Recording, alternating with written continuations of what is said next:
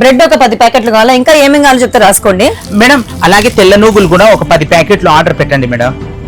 తెల్ల నువ్వులు కూడా 10 ప్యాకెట్లు అండి. మేడం, మన షాప్ లోకి వర్కర్ కావాలా అన్నారు కదా మీరు. మా తమ్ముడు ఖాళీగానే ఉన్నాడు, మీకు అభ్యంతరం లేకపోతే వాడిని పనిలో పెట్టుకుంటాను మేడం. మనం కూడా ఎట్లా వర్కర్ కోసం చూస్తున్నాం కదా, నీకు అభ్యంతరం లేకపోతే నాకు ఓకే. రేపటి నుంచి పనిలోకి రమ్మను.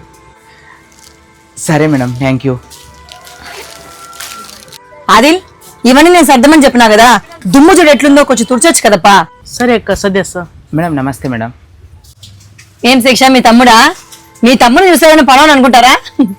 సర్లే, ఈరోజు నుంచి జాయిన్ అయిపోండి. కాదు, కొంచెమన్నా బుద్ధి ఉందా నీకు?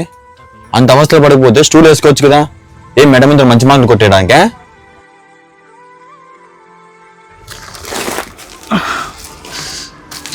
అబ్బా, కొంచెమన్నా బుద్ధి ఉందా? తగిలిచ్చినావు నాకు. నేను చెప్తే నేను చేయనా? కర్రా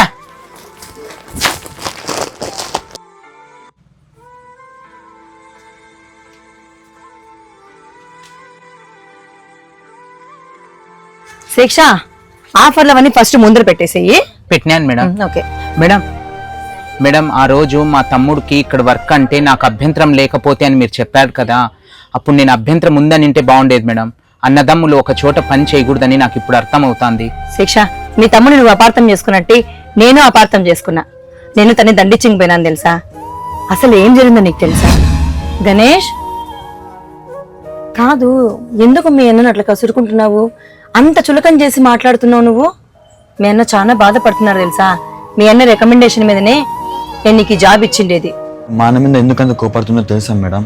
నాకు ప్రేమ లేక కాదు, మా అన్నకి గర్భసంచి ఆపరేషన్ అయింది. మీ అన్న గర్భసంచి ఆపరేషన్ అయిందా?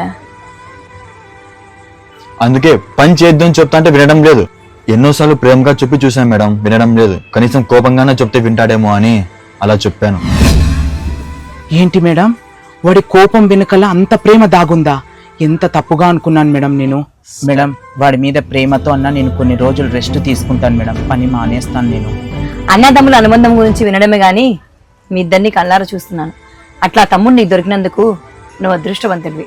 సరే శిక్ష, రెస్ట్ తీసుకో, జాగ్రత్త.